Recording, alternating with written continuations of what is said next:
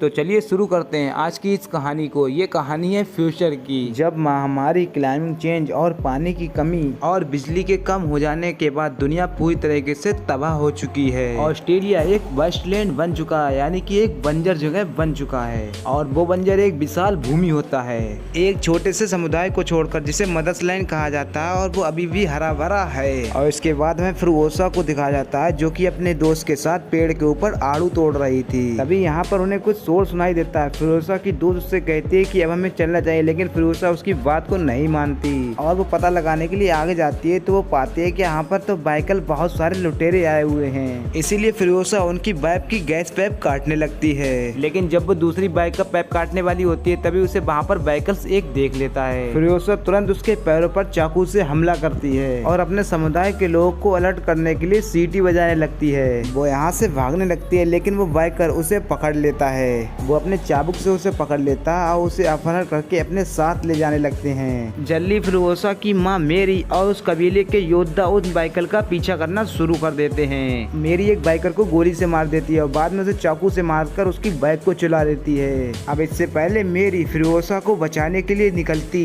तो उस गाँव की जो लीडर होती है वो उसे बहुत सारा बारूद देती है और उससे कहती है कि उनमें से कोई भी जिंदा बचना नहीं चाहिए, क्योंकि उन लोगों ने हमारी जगह का पता लगा लिया है और तुम जल्दी जिंदा वापस लौट कर आना। जल्दी मेरी एक और बाइकर को गोली मारती है और बाकी के बच्चे दो बाइकर होते हैं, वो अपनी गाड़ी को चेक करते हैं कि आखिर ये किसने किया। और जब वो जांच कर रहे होते हैं तो एक बाइक पर फिरोजा लेटी होती है, जो कि गैस पाइप को काट रही होती है। खैर, जब वो मेरी को यहाँ पर आगते हुए देखते हैं तो वो बाइकर फिर से भागने लगते हैं और यहाँ पर मेरी उस आदमी की बाइक के पार्ट्स अपने पार्ट में डाल लेती है, ताकि उसकी बाइक का गैस काफी लंबे समय तक चले और वो उनका पीछा करती रहे। खैर, अब जब आधी रात हो जाती है तो एक बाइकर की गैस खत्म हो जाती है और ये दोनों बाइकर्स एक दूसरे से आपस में झगड़ने लगते हैं कि आखिर अब क्या किया जाए। और वही फिरोजा, जो कि उनकी बाइक पर बंधी होती है, वो अपनी कलाइयों से रस्सी काट लेती है मौके का फायदा उठाकर, और ऐसा करते ही वो यहाँ से भागने लगती है। तभी पीछे से एक बाइकर उसे पकड़ लेता है और अपनी बाइक पे बैठा लेता है। खैर, अब जब सुबह हो जाती है तो मेरी को पता चलता है कि वो बाइकर अपने समुदाय यानी कि अपने कैंप में पहुंच गए हैं, लेकिन इससे पहले वो एक और बाइकर को गोली मारने में सफल हो जाती है। अब सिर्फ एक ही बाइक सवार रह गया था, जिसके बाद फियोन्सा होती है। वो अपने कैंप में जाकर दोस्तों को सभी बताता है कि मैंने एक खास कुदरती जगह को ढूंढ लिया है। अब वो बाइकर फियोन्सा को अपने लीडर के पास ले जाने की कोशिश करता है, लेकिन तभी फिरोजा बाइक से कूद जाती है और उसकी गर्दन को फंसाकर उसके हथियार को बाइक के पहियों में फेंक देती है। खैर, उसके बाद फियोन्सा और उस घायल बाइकर को इन लोगों के लीडर के पास लाया जाता है, लेकिन डेमेंटस के सवाल जवाब देने से पहले उस बाइकर की वहीं पर जान चली जाती है। अब डेमेंटस फियोन्सा से सवाल जवाब करने लगता है कि बताओ बेटा, तुम कहाँ से आई हो, तुम्हारी उस जगह का नाम क्या है।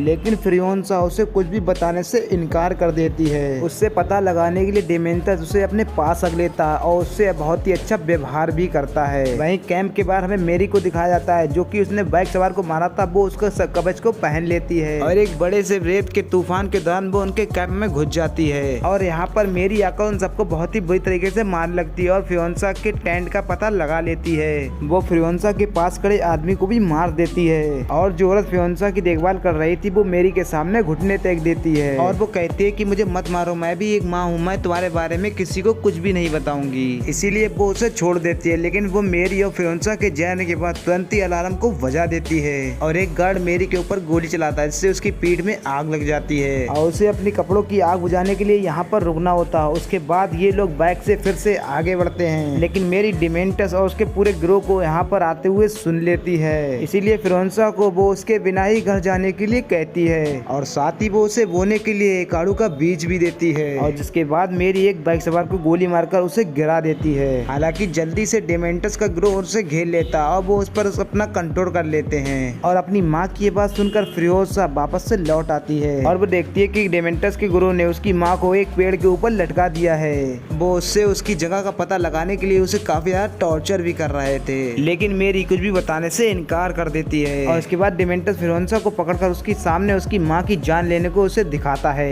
वो उसे जला देते हैं। इसके बाद हमें फियोन्सा को एक पिंजड़े में दिखाया जाता है। डेमेंटस उसे यहाँ पर एक मौत का खेल दिखाने के लिए लाया था, जिसमें लोग शामिल होने के लिए एक दूसरे को ही मारते हैं। अब ऐसा करने के बाद चुने हुए लोग बाइक के ऊपर सवार होते हैं और एक आदमी के टुकड़े करने के लिए उसे बाइक से बनी चैनों से खींचते हैं। डेमेंटस फियोन्सा को एक टेडी बेयर देता है, जो कि उसकी वीडियो का था, लेकिन वो बिना कुछ कुछ कहे उसे फेंक देती है। अगले दिन अब ये लोग जब सफर तय कर रहे होते हैं तो डिमेंटस का वहाँ पर हिस्ट्री मैन जो कि फ्रियोंसा से कहता है कि मैं तुम्हें लिखना और पढ़ना सिखा सकता हूँ ताकि डिमेंटस तुम्हारी अच्छे से ख्याल रख सके, लेकिन फ्रियोंसा उसकी बातों को अनदेखा करती है और ऐसा लगता है कि जैसे फ्रियोंसा ने हमेशा चुप रहने का फैसला कर लिया हो।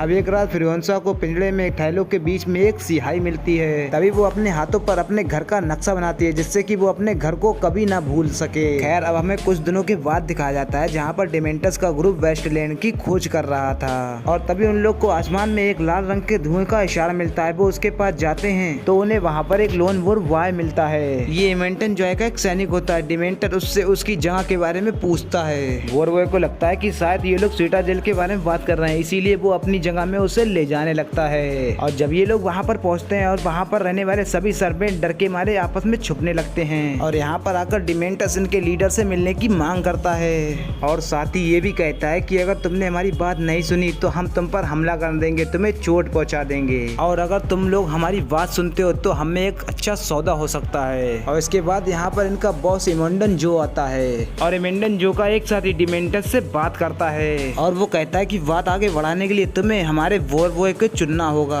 और इनमें से एक वुल्फ बॉय को चुना जाता है और पुल से कूदने से पहले वो अपने दांतों को जोरों से घिसता है क्योंकि वो मोल्डन जोय के लिए अपनी जान की कुर्बानी देने वाला था। जिसके बाद वो नीचे कूदकर ब्लास्ट हो जाता है। इमोल्डन जोन का वो वजीर सभी को समझाता है कि हमारी ये वुल्फ बॉय टीम मरने के लिए तैयार है और इसीलिए कोई सौदा नहीं होगा। इसके बाद ये लीडर सभी लोग पीछे हट जाते हैं जिसके बाद ये सभी वुल्फ बॉय डिमेंटस के सभी गिरोह पर हमला कर देते हैं और इस हमले में डिमेंटस के कई सारे साथी मारे जाते हैं और कई सारे बाइक को इन लोगों ने जंजीरों से चुरा लिया होता है। और यहाँ पर जमीन में रहने वाले सर्वेंट भी फ्रियोंसा के उस पिंजरे के ऊपर हमला कर देते हैं। वो यहाँ पर फ्रियोंसा का इतिहासकार में अपहरण करने की कोशिश करते हैं लेकिन डिमेंटस ऐसा करते हुए उन्हें देख लेता है। ये देखकर डिमेंटस फ्रियोंसा को बचाने के लिए उसके पास दौड़ता है और समय रहते फ्रियोंसा को उनकी पकड़ से दूर लिए जाता है। अब डिमेंटस के ग्रुप को पीछे हटने के अलावा और कोई रास्ता भी नहीं होता और उसके बाद डिमेंटस और सब लोग वहाँ से चले जाते हैं। अब इसके बाद डिमेंटस और उसका ग्रुप बंजर भूमि के दूसरे किले यानी कि गेस्ट टाउन पे पहुँचते हैं। ये बेस्ट टाउन का दूसरा किला होता है, इसीलिए वो गेस्ट टाउन के आने वाले सभी लोगों को एक तरफ से घेरने की कोशिश करते हैं ताकि वो लोग अंदर जा सकें। उस काफिले में जितने लोग सवार थे, जितने लोग गार्ड थे, वो उन सभी लोगों को मार देते हैं। जिसके बाद डिमेंटस के लोग खुद का गेटअप वुल्फ बॉय जैसे बनाते हैं ताकि वो लोग गेस्ट टाउन के अंदर जा सकें। वो अपना पूरा काफिला गेस्ट टाउन के अंदर से बाहर ले जाने लगते हैं जबकि डिमेंटस और बाकी के लोग उनका पीछा करते हैं और ये दिखाने के लिए कि उन पर हमला हो रहा है। पहले तो गेस्ट टाउन का लीडर ये सोचता है कि कुछ गड़बड़ है, वो गेट खोलने से इनकार कर देता है और डिमेंटस से असली दिखाने के लिए काफिले में जितने भी लोग होते हैं उन सबको बेचारों को मारने लगता है, जिससे अंदर वाले लोगों को लगता है कि शायद हमारे ऊपर ही हमला हो रहा है, इसीलिए वो लोग गेट खोलने का ऑर्डर दे देते हैं। वो लोग बाइकर को तो अंदर नहीं आने देते लेकिन ट्रक पहुंच जाता है। लेकिन डिमेंटस के लोग ट्रक के अंदर छुपे होते हैं, वो जल्दी से निकलकर बाहर आते हैं और यहाँ के लोगों को हॉस्टेज बनाकर गेट खोलने के लिए कहते हैं और इसीलिए उन लोग को गेट खोलना पड़ता है। डिमेंटस अपने सभी साथियों को लेकर अंदर घुस जाता है।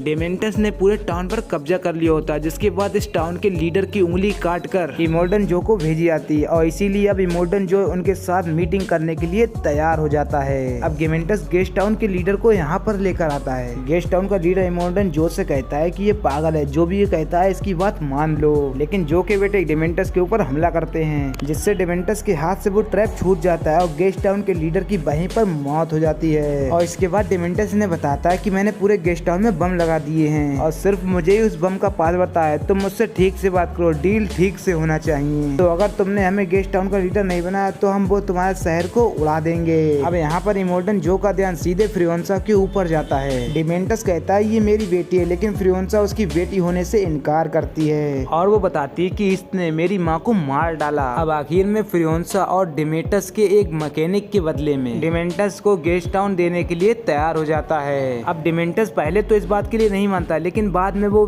तैयार हो जाता है और फ्रियोंसा अपने साथियों को लेकर वहाँ से चला जाता है और बाद में ये भी अनाउंस करता है कि फ्रियोंसा बड़े होने के बाद मेरी एक और वाइफ बनेगी और इसीलिए फ्रियोंसा को उसकी बाकी के वाइफ के पास ले जाया जाता है। और यहाँ पर बाकी की जो औरतें होती है वो फ्रियोंसा से बहुत ही अच्छी से पेश आती हैं और उनमें से एक दिन बाकी औरतों में से एक औरत बच्चे को जन्म देती है, लेकिन वो लड़की होती है और जो को सिर्फ लड़के चाहिए होते हैं। और इस दौरान जो का बेटा फ्रियोंसा के बालों को छू रहा होता है, लेकिन वो यहाँ से चली जाती है और एक जगह पर आकर अपनी माँ का दिया हुआ आड़ू का बीज उसे वहाँ पर निकाल लेता होती है, जो कि उसके पास अभी भी होता है। अब वो अपने यहाँ पर बालों को काटना शुरू कर देती है। वो जाले और मोमबत्ती के बीच से एक पॉप बनाती है ताकि दूसरों का ध्यान उसके ऊपर ना पड़े। और अब हमें इसके बाद दिखाया जाता है कि जो का वो बेटा फियोन्सा को अपने कमरे में उठा कर ले जाता है और यहाँ पर वो उसका फायदा उठाने की कोशिश करता है, लेकिन जब वो उसके वाल पकड़ता है तो फियोन्सा यहाँ से भाग जाती है और उसकी विग उसके हाथ में ले जाती है। फियोन्सा यहाँ से भागने पर एक पुल के नीचे छुप जाती है। वो उसका पीछा करते हुए यहाँ पर आता है, लेकिन यहाँ पर उसका भाई उसको देख लेता है, उससे कहता है क्या बात है, लेकिन वो किसी भी परेशानी में ना पड़ने के लिए उसे कुछ भी नहीं बताता। वो उसके विग को फेंक देता है और उसे ढूंढे बिना ही यहाँ से चला जाता है। खैर अब समय बीत जाता है। फियोन्सा एक लड़के के रूप में अपने आप को ठान लेती है और वो हमेशा चुप रहती थी, इसीलिए इनके कामकाजी दल में उसे रख लिया जाता है। वो चढ़ने और कूदने में बहुत ज्यादा फुर्तीली होती है, इसीलिए उसे पुराने बहानों को उठाने के लिए जंजीरों को संभालने वाले मैकेनिक के बीच अपनी एक जगह भी बना लेती है। और 15 साल बीत जाते हैं, लेकिन किसी को ये नहीं पता चला कि फियोन्सा एक लड़की है, क्योंकि वो बहुत ही चुप रहती है और वो इस 15 सालों में जो के इस काम के लिए वफादार भी रही है। और एक दिन यहाँ पर मैकेनिक को एक बहुत ही खतरनाक शक्तिशाली वॉर्निक बनाने के लिए कहा जाता है और इस बनाए हुए बड़े से ट्रक को भूमि नौकर नाम से भी जाना जाता था और साथ ही ये पेट्रोलियन और जैक द्वारा चलाया जाता था, जिसे कि सड़क पर चलने का अभी भी सबसे ज्यादा एक्सपीरियंस होता है। अब बहुत कड़ी मेहनत करने के बाद जैक अपने पहले सफर के लिए निकलता है। तो दोस्तों इस मूवी का एंड यही पे होता है। तो उम्मीद करता हूँ आपको हमारी ये वीडियो पसंद आई हो। अगर पसंद आई हो तो इस वीडियो को लाइक करके चैनल को सब्सक्राइब कर लें। तो दोस्तों आप हमारी वीडियो ज्यादा से ज्यादा देखो, अपने दोस्तों में भी शेयर करो, जिससे कि हम ये समझ जाए कि आप लोग हमसे प्यार करते हैं और ऐसी वीडियो लाने के लिए पार्ट 2 जरूर लिखें।